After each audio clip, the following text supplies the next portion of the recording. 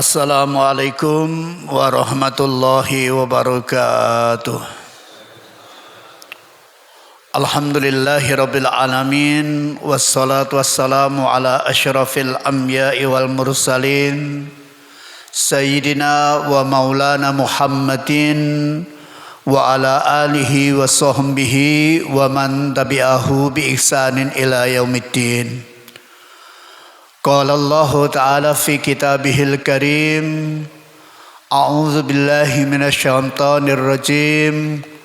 Qalu subhanaka la ilma lana illa ma 'allamtana innaka antal alimul hakim. Sadaqallahul azim wa sadaqa rasuluhul karim. Para alim, para kiai ingkang dahat kinurmatan, para sesepuh pinesepuh ingkang kala hormati, para bapak pengurus takmir Masjid Taqwa Pare ingkang kinurmatan, saha para bapak, para ibu, para sederek jamaah salat subuh Masjid Taqwa ingkang dipun mulyakaken Allah. Alhamdulillah, estu kita muji syukur dumateng ngersa dalam Allah Subhanahu wa taala. Bikaulin alhamdulillahi rabbil alamin. Dene menapa kita tasih pinaringan kanugrahan ingkang melimpah. Mugi-mugi kanthi syukur kala wau sepindah estu Allah nambah kanugrahanipun dumateng kita sami. Kados dawuh Allah Subhanahu wa taala dalam Quran surat Ibrahim ayat 7. A'udzu billahi minasyaitonir rajim. Wa idh ta'adzana rabbukum la in syakartum la azidannakum wa la in kafartum inna adzabi lasyadid. Yang kedua, yang tidak kalah pentingnya, mudah-mudahan dengan syukur dan iman estu Allah nebihaken kita sami saking azab, saking siksanipun Allah Subhanahu wa taala. Allah dawuh dalam Quran surat An-Nisa ayat 147, A'udzu billahi minasyaitonir rajim. Ma yaf'alullahu bi'adzabikum in syakartum wa amantum wa kanallahu syakiran alima. Salawat salam mugi kaaturaken dumateng junjungan kita Nabiullah Muhammad sallallahu alaihi wasallam. Para bapak, para ibu, para saudara ingkang kula hormati, kita sebagai seorang muslim diwajibkan untuk mensyukuri nikmatnya. Dan salah satu nikmat itu adalah kehadiran Rasulullah sallallahu alaihi wasallam. Mengapa saya katakan demikian? Sebab kalau sampun kalau aturaken pilih di dalam Quran surat An-Nisa ayat 147, Allah dawuh ma yaf'alullahu bi'adzabikum in syakartum wa amantum wa kanallahu syakiran alima. Allah tidak akan menyiksa kamu. Atau kalau di dalam dunia tafsir, lafadz ma itu bisa bermakna istifham, bisa bermakna kalimat tanya. Sehingga kalau itu dimaknai istifham, maka lafadz ma yaf'alullahu bi'adzabikum, mengapa Allah akan menyiksa kamu jika kamu itu benar-benar bersyukur dan beriman. Tapi juga bermakna menafikan. Maknanya adalah Allah tidak akan menyiksa kamu selagi kamu bersyukur dan beriman. Apapun pilihan Bapak Ibu tentang lafadz ma dalam Quran surat An-Nisa 147, yang jelas dengan syukur dan iman itu Allah menjauhkan kita dari siksa Allah Subhanahu wa taala. Dan salah satu syukur itu adalah kehadiran Rasulullah sallallahu alaihi wasallam, di mana kepada orang-orang yang beriman Allah mengutus seorang Rasul, dan itu adalah anugerahnya. Dalam Quran surat Ali Imran ayat 164 Di sana dikatakan laqad mannallahu 'alal mu'minin. Laqad mannallahu 'alal mu'minin. Sungguh Allah telah memberikan anugerah atas orang-orang yang beriman. Il ba'atsa fihim rasulah. Tatkala dia mengutus kepada mereka itu seorang rasul. Jadi kehadiran Rasulullah itu adalah minnah. Kehadiran Rasulullah atas orang-orang yang beriman itu adalah anugerah. Tentu tidak seperti itu halnya kalau dalam pandangan orang-orang yang ingkar, bukan bagi orang-orang kafir. Demikian juga Rasulullah itu sebagai teladan, itu juga bagi orang-orang yang mengharapkan ridho dari Allah Subhanahu wa taala. Bagi mereka-mereka yang ingkar, bagi mereka-mereka yang memusuhi Allah dan Rasulullah sallallahu alaihi wasallam, jelas kehadiran Rasulullah adalah petaka buat mereka. Para rawuh ingkang kula hormati, maka kalau kita lihat dalam Quran surat Al-Ahzab ayat 21, di sana dikatakan siapa-siapa yang bisa menjadikan Rasulullah itu teladan. Rasulullah itu bagi teladan buat mereka. Yang pertama adalah mereka yang beriman kepada Allah. Laqad kana lakum fi Rasulillahi uswatun hasanah. Dalam Quran surat Al-Ahzab ayat 21 dikatakan laqad kana lakum fi Rasulillahi uswatun hasanah. Sungguh pada diri Rasulullah sallallahu alaihi wasallam itu ada teladan yang baik, uswatun hasanah.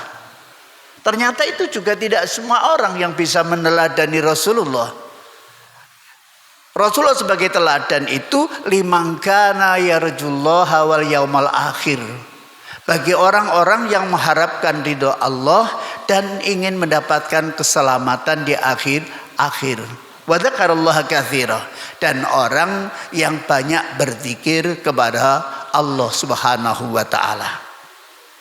Para rawuh ingkang kula hormati, tertarik dengan apa yang disampaikan dalam kitab Sulam Taufik ketika menjelaskan makna syahadatul Rasul, asyhadu anna Muhammadur Rasulullah, itu di sana disebutkan bahwa makna aku bersaksi bahwa Rasulullah SAW itu benar-benar utusan Allah, maknanya adalah anta lama wa ta'taqida wa tusaddiqa wa tu'mina Muhammad Rasulullah sallallahu alaihi wasallam. Yang namanya kita bersahadat, yang menyatakan kita bersaksi bahwa Kanjeng Nabi Muhammad sebagai utusan Allah, itu adalah anta lama, kamu mengetahui.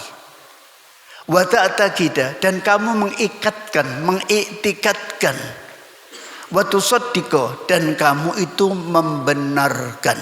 Wa tu'mina, dan kamu itu beriman. Pilih Kanjeng Nabi Muhammad ibnu Abdullah ibnu Abdul Muttalib itu adalah Abdullah wa Rasuluh, hamba Allah sekaligus utusan Allah Subhanahu wa ta'ala. Kanjeng Nabi Muhammad beda dengan nabi-nabi sebelumnya. Sama-sama Rasul, tapi Rasulullah Muhammad sallallahu alaihi wasallam itu diutus untuk seluruh umat, diutus untuk seluruh zaman. Beliau adalah penutup para nabi, alladzi la nabiyya ba'dah, yang tidak ada nabi sesudahnya.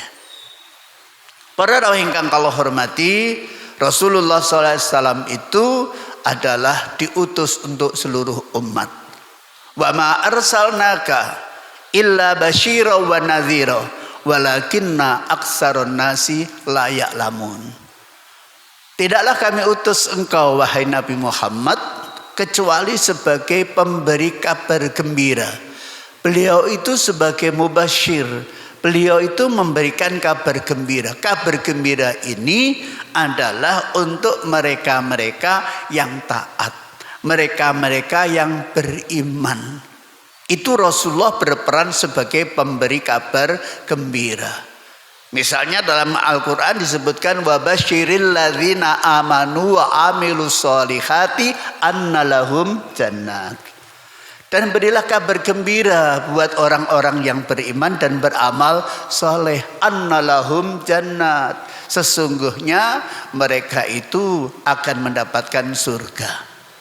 Ini adalah Rasulullah berperan sebagai mubasyir, sebagai basyiro. Dan lanjutan ayat itu adalah wa ma arsalnaka illa basyiro wa nadhiro. Nadhiro itu artinya pemberi peringatan. Kalau basyiro itu pemberi kabar gembira bagi orang-orang yang taat, sementara yang namanya nadhiro itu artinya pemberi peringatan bagi mereka-mereka yang tidak beriman, bagi mereka-mereka yang mengikuti hawa nafsunya, bagi mereka-mereka yang ingkar kepada Allah. Rasulullah itu berperan sebagai munzir. Walakinna aksaron nasi la ya'lamun, akan tetapi kebanyakan manusia itu tidak mengetahuinya. Nah, maka kita wajib mengetahui bahwa Nabi Muhammad SAW itu adalah hamba Allah sekaligus utusannya. Para rawuh ingkang kula hormati, Rasul jumlahnya adalah mi'atu alfin wa arba'atu wa ishruna alfan. Rasul itu jumlahnya 124.000. Nabi itu 124.000. Wa rusulu min dzalika, dan Rasul itu dari bagian itu. Kalau Nabi itu jumlahnya 124.000, maka Rasul itu jumlahnya adalah 315, salasumi'ah wa khamsata asyara. Sehingga para Rasul mesti Nabi. Nabi belum tentu Rasul. Ada pula Nabi yang dikisahkan, ada pula yang tidak dikisahkan dalam Al-Quran. Wa minhum man qasasna alaik, wa minhum man lam naqsus alaik.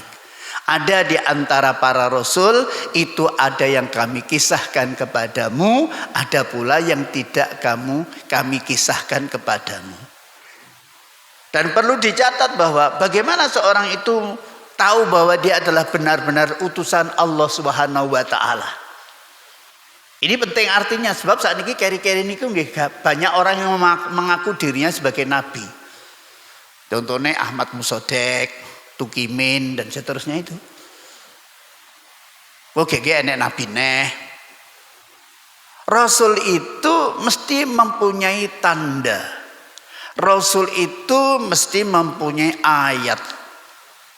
Wa makana li rasulin illa biiznillah. Wa makana li rasulin ayyatiya bi ayatin illa biiznillah.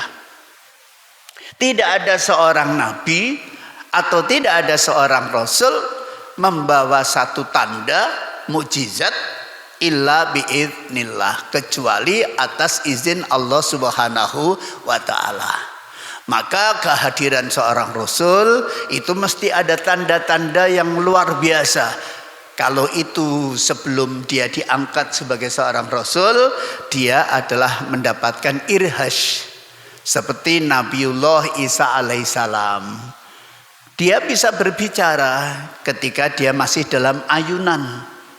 Dia mengatakan, aku adalah utusan Allah.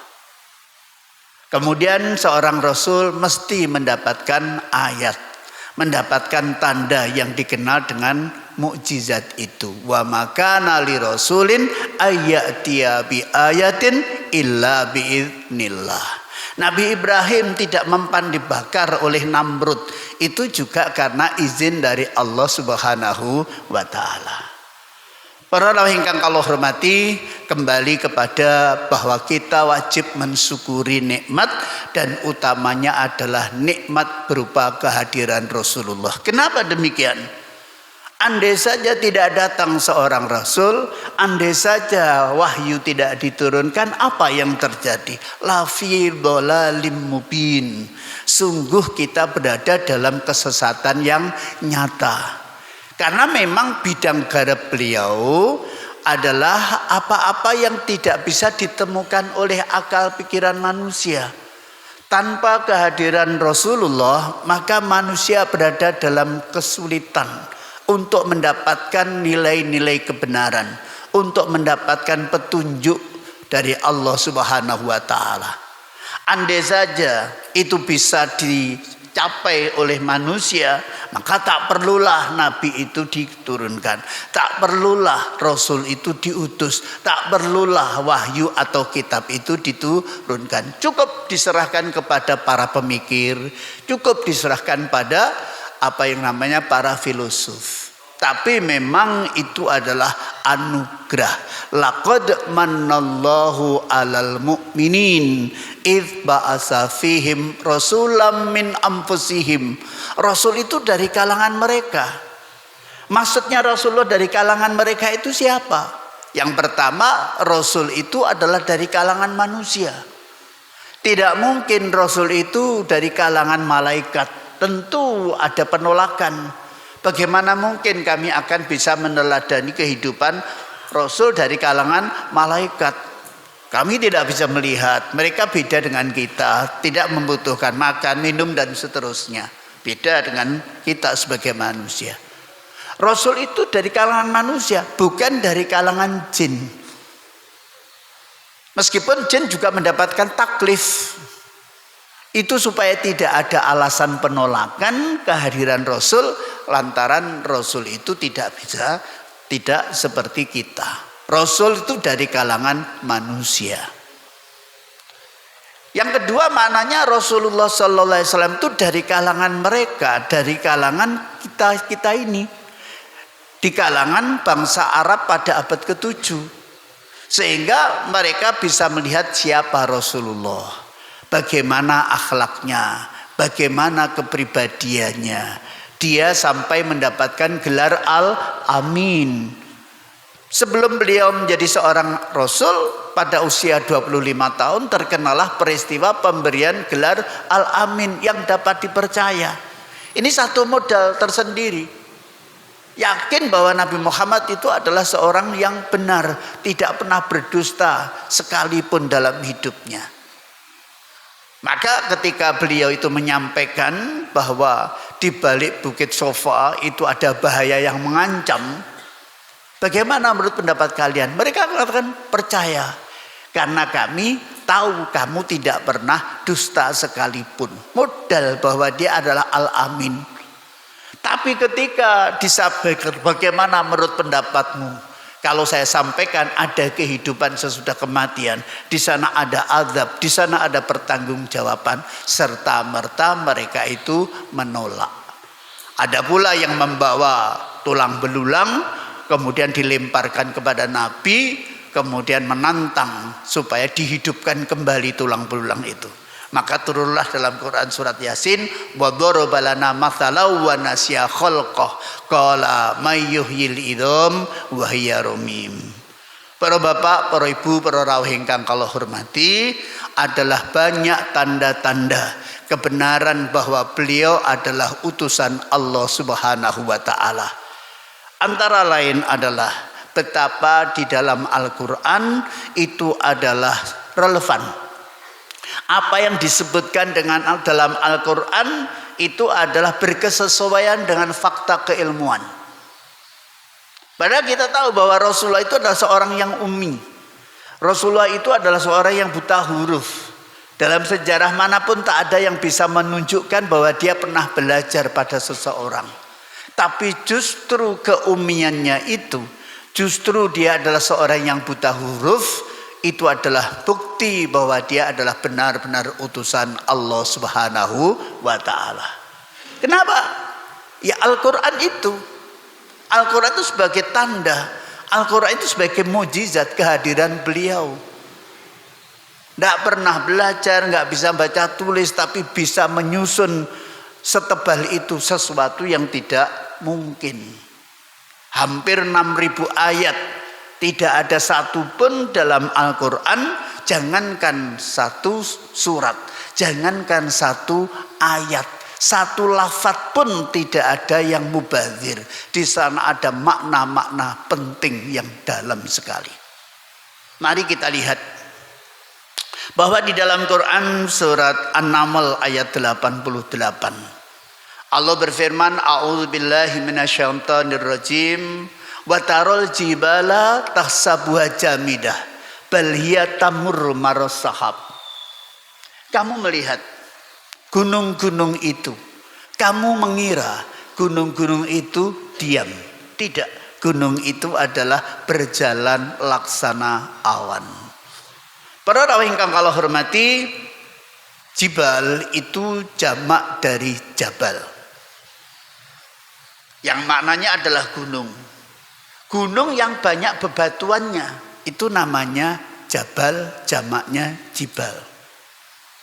Kita umroh, kita haji, maka kita dapati di sana ada Jabal Rohmah, ada Jabal Nur. Itu menandakan bahwa gunung itu banyak bebatuannya, tidak ada tetumbuhannya. Itu namanya jabal. Tapi kalau gunung itu adalah ada tetumbuhannya, itu dalam bahasa Al-Quran disebut tur. Misalnya saja waturi sinin, dan demi bukit Sinai. Kalau dalam pemahaman kita gunung itu besar, tapi kalau bukit itu kecil. Tidak. Jibal itu gunung yang banyak bebatuannya. Tapi kalau tur di sana adalah banyak tetumbuhannya. Meskipun kita belum pernah ke Sinai, meskipun kita belum pernah ke Mesir, maka dipastikan kalau bukit Sinai atau kita sebut tur Sinai itu adalah banyak tetumbuhannya.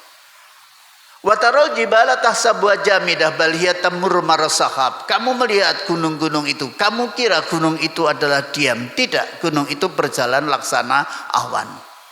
Ada dua pemahaman yang saya tahu tentang ayat ini. Quran surat An-Naml ayat 88. Yang pertama, gunung-gunung itu adalah seperti awan, bergerak laksana awan, nanti terjadinya saat kiamat. Tidak sekarang. Itu berkesesuaian dengan Quran surat Al-Qari'ah. Wa takunul jibalu kal ihnil mamfus. Kamu tahu nanti bahwa gunung-gunung itu adalah beterbangan, layaknya anai-anai. Anai-anai yang beterbangan. Terjadinya gempa bumi, yang terjadinya ledakan. Idza zulzilatil ardu zilzalaha. Gunung sebagai pasak tentu ikut hancur, beterbangan laksana awan. Itu yang pertama. Tapi ada yang kedua, bahwa yang dimaksud dengan gunung itu berjalan laksana awan, itu memang gunung itu tidak diam. Gunung itu selalu bergerak. Tentunya adalah ratusan tahun, butuh waktu yang lama. Bisa diterima secara keilmuan, karena memang di dalam bumi itu ada panas bumi. Di sana ada lava. Di saat ada tekanan berhadapan dengan dataran yang mungkin lemah, lembek, maka keluarlah gunung. Sehingga kita tahu misalnya anak Gunung Kelut, anak Krakatau, bahkan Karangsembung daerah Kebumen itu awalnya itu adalah samudra. Terbalik kemudian jadilah dataran tinggi. Plankton-planktonnya telah memfosil, bisa kita lihat sampai sekarang. Itu adalah betapa benar apa yang disebutkan dalam Al-Quran. Kalau itu buatan Nabi Muhammad jelas tidak mungkin. Maka Allah mengatakan wa makana hadzal Quran ayyuftara min dunillah. Tak mungkinlah Al-Quran itu adalah buatan Nabi Muhammad. Dia adalah dari Allah Subhanahu wa taala. Tanzilum mir rabbil alamin. Dia datang dari Allah Tuhan seru sekalian alam. Semakin nyata apa yang disebutkan dalam Al-Quran itu adalah berkesesuaian dengan fakta keilmuan. Kita lihat dalam Quran surat Ar-Rahman ayat 19 sampai 20. Di sana dikatakan marajal bahraini yaltaqiyan bainahuma barzakhul la yabghiyan. Itu bicara tentang samudra yang airnya tidak bersatu, airnya terpisah. Kenapa? Bainahuma barzakh. Di antara kedua samudra itu di sana ada barzakh. Barzakh itu penyekat. Sehingga airnya tidak bisa menyatu. Apa kata dunia ilmu pengetahuan? Ahmad Fuad Pasha dalam buku Dimensi Al-Quran dan Sains itu menyatakan bahwa dua samudra tidak menyatu airnya itu adalah karena perbedaan suhu dan perbedaan kadar garam. Apakah ini bisa disusun oleh seorang yang tak pernah belajar dalam hidupnya? Apakah ini jelas dibuat oleh Nabi Muhammad? Tentu tidak. Ini adalah Rasulullah itu adalah seorang yang ummi. Menyampaikannya kepada orang yang ummi. Alladzi ba'atsa fil ummiyina rasula. Allah lah yang mengutus seorang rasul di kalangan para ummi. Dalam Quran surat Al-Jumu'ah ayat 2 tadi. Bahwa Rasulullah itu adalah dari kalangan ummi. Yang namanya ummi itu nggak bisa baca tulis. Dan memang pada abad ke-7 ya, atau pada saat wahyu itu diturunkan tanggal 17 Ramadan tahun 610 atau 12 sebelum hijrah, itu adalah bangsa Arab saat itu sangat sedikit yang bisa baca tulis. Tercatat dalam sejarah itu hanya 17 orang. Di antara 17 itu ada 5 penulis wahyu. Ada Zaid bin Sabit, ada Ubay bin Ka'ab, ada Muawiyah bin Abi Sufyan, ada Ali bin Abi Thalib. Aisyah itu bisa baca, tapi nggak bisa nulis. Nah terus bagaimana? Mereka mengandalkan kekuatan hafalannya. Bagaimana seorang yang ummi, yang lahir di negeri Hijaz, tanah yang tandus dan berbatuan, kalau itu adalah bukan seorang rasul, kalau itu adalah bukan wahyu dari Allah Subhanahu wa taala. Para rawuh ingkang kula hormati, maka saat kita mempelajari Al-Qur'an, saat kita mendengar ayat dibacakan, saat kita tadabbur Al-Qur'an, sungguh semakin mantap keimanan itu. Maka benar kata Allah bahwa orang-orang yang beriman itu mempunyai sifat apabila dibacakan ayat-ayat Allah Subhanahu wa taala itu adalah zadathum imana. Innamal mu'minuna alladzina idza dzukirallahu wajilat qulubuhum wa idza tuliyat alaihim ayatuhu zadathum imana wa ala rabbihim yatawakkalun. Orang-orang yang beriman itu apabila disebut nama Allah wajilat qulubuhum, gemetar hatinya. Wa idza tuliyat alaihim ayatuhu, apabila dibacakan kepada mereka ayat-ayatnya, zadathum imana, bertambahlah keimanannya. Wa ala rabbihim yatawakkalun, dan kepada Tuhanlah mereka itu bertawakal. Nah, mari kita periksa diri kita masing-masing. Sudahkah kita mempunyai sifat 3 hal ini setidaknya dalam diri kita? Apakah kita ketika disebut nama Allah gemetar hatinya? Wajilat qulubuhum, maknanya yusari'una fil khairat, maknanya adalah bersegera menuju kepada kebaikan. Tanda itu disebutnya nama Allah, mungkin azan, bersegeralah kita menuju kebaikan. Karena sifat-sifat orang munafik itu antara lain disebutkan dalam Quran surat An-Nisa 142. Innal munafiqina yukhadi'unallaha wa huwa khadi'uhum wa idza qamu ila sholati qamu kusala. Ini dikata orang-orang munafik. Orang-orang munafik itu menipu Allah. Dia menipu mereka. Dan mereka itu apabila menegakkan sholat, mereka itu sholat dengan malas, aras-arasan. Nah, kalau kita mempunyai sifat semacam itu, khawatirnya adalah kita terindikasikan, kita terkategorikan orang-orang yang munafik. Bapak Ibu yang dimuliakan oleh Allah, demikian juga kalau dibacakan ayat-ayatnya, apakah itu ayat yang tanziliyah, ayat-ayat yang termaktub tersurat dalam Al-Quran, ataupun ayat-ayat yang tersirat, ayatul qauliyah, ayatul tanziliyah, atau ayatul kauniyah, zadathum imana, bertambahkah keimanan kita? Ini satu pertanyaan. Maka di dalam Quran surat An-Nisa ayat 82 itu kita diperintahkan supaya kita itu memperhatikan Al-Quran. Afala yatadabbarunal Quran walau kana min indi ghairillahi lawajadu fihi ikhtilafan katsira. Apakah mereka tidak memperhatikan Al-Quran? Nadanya nada istifham, nadanya nada pertanyaan tapi bermakna perintah. Afala yatadabbarunal Quran. Apakah mereka tidak memperhatikan Al-Quran?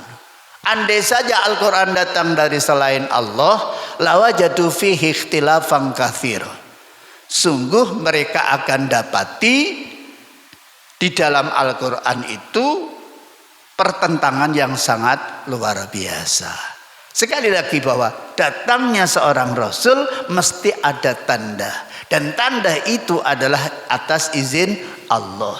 Tanda atau mukjizat yang terbesar itu adalah Al-Quran itu sendiri. Wa ma kana li rasulin ayyatiya bi ayatin illa biiznillah. Sehingga yang namanya iman kepada Al-Quran, iman kepada Allah, iman kepada malaikat, iman kepada Rasul itu satu rukun yang tidak bisa dipisah-pisahkan. Kita mengingkari salah satunya, runtuh keyakinan kita secara umum. Maka perintah beriman itu adalah secara lengkap. Nyatanya apa? Dalam Quran surat An-Nisa.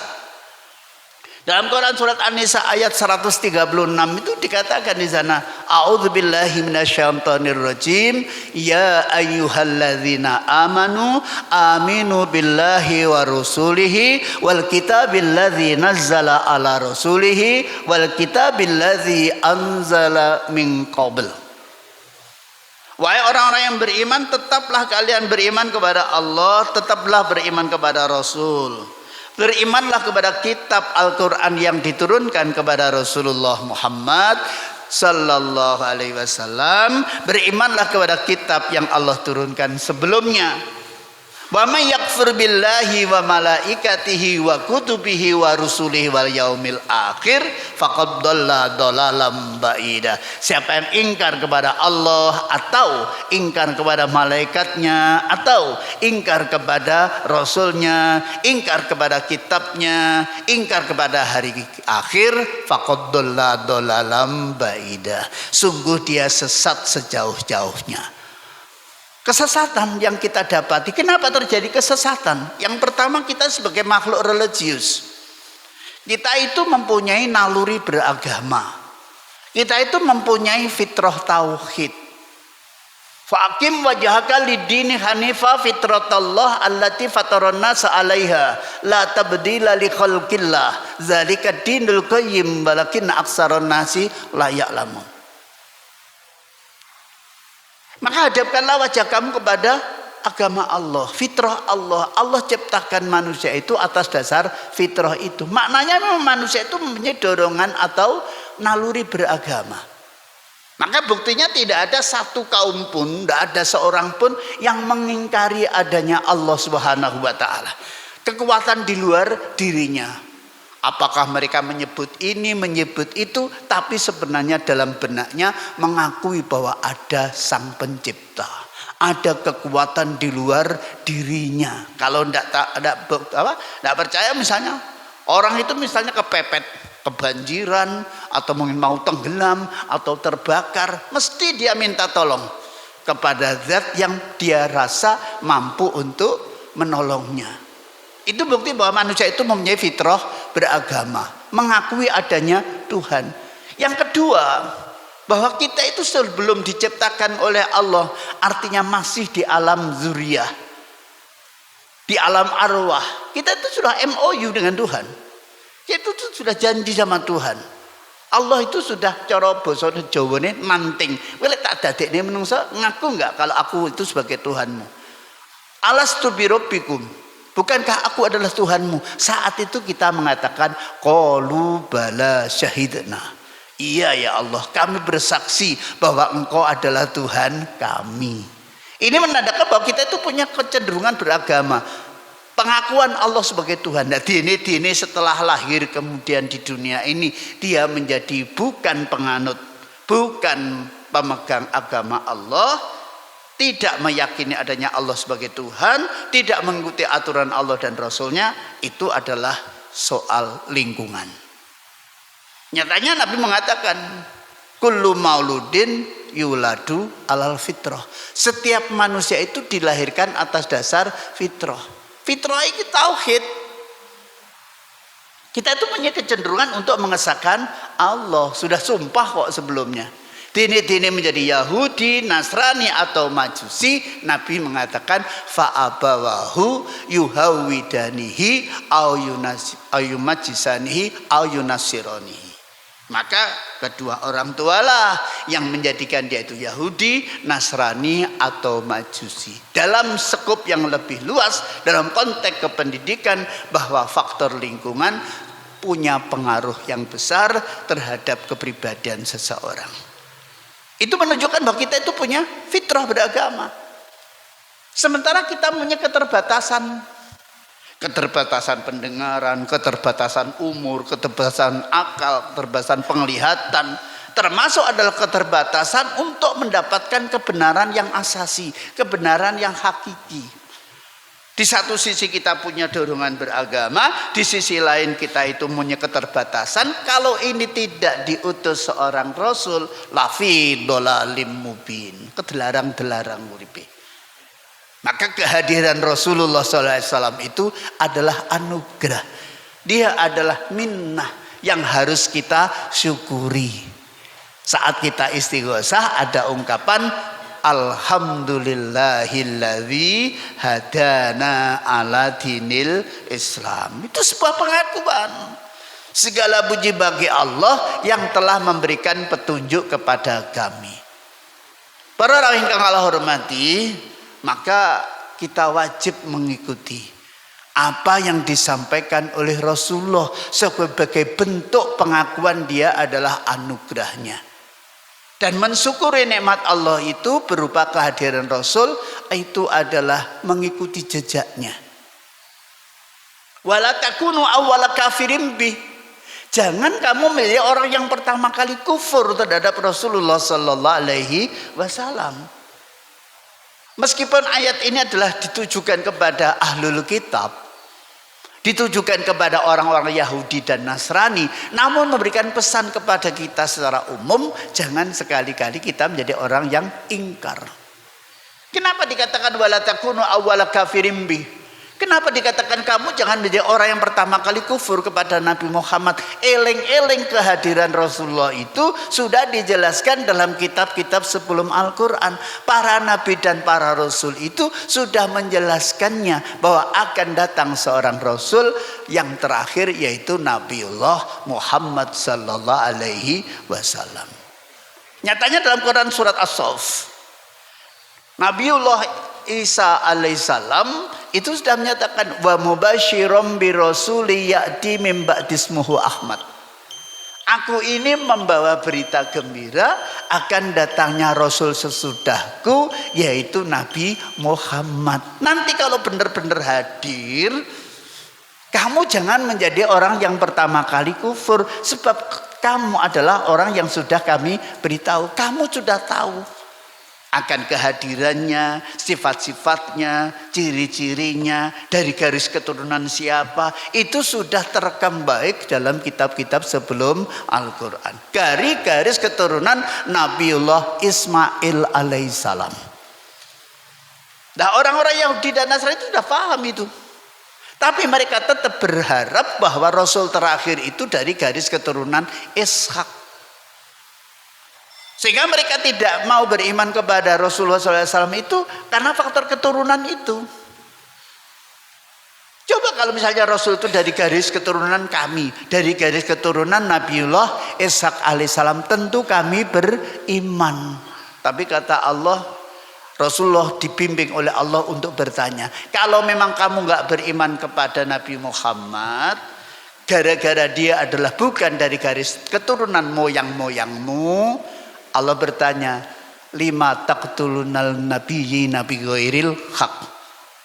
Kenapa banyak para nabi yang kau bunuh yang notabene adalah nenek moyang kamu sendiri, dari kalangan Bani Israel, dari kalangan Nabiullah Ishak alaihi salam. Itu alasan yang mengada-ada. Singkatnya adalah bahwa bentuk syukur kita akan kehadiran Rasulullah sallallahu alaihi wasallam sebagai anugerah Allah adalah mengikutinya. Jangan sampai kita menjadi orang yang pertama kali ingkar. Jangan sampai kita itu menolak kehadirannya. Mari kita bela, kita lindungi, kita dakwahkan, kita sampaikan ajaran yang dibawakan oleh Rasulullah sallallahu alaihi wasallam. Mungkin itu saja yang bisa kami sampaikan pada kesempatan pagi yang berbahagia ini. Mudah-mudahan semakin meningkat keimanan, kecintaan kita kepada Rasulullah Muhammad sallallahu alaihi wasallam. Al-Fatihah.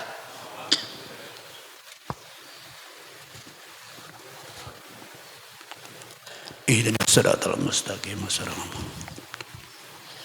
A'udzu billahi minasyaitonir rajim. Bismillahirrahmanirrahim. Alhamdulillahirabbil alamin. Hamdan yuwafi ni'amah wa yukafi'u mazidah. Ya Rabbana lakal hamdu kama yanbaghi li jalali wajhika wa 'azimi sultanik.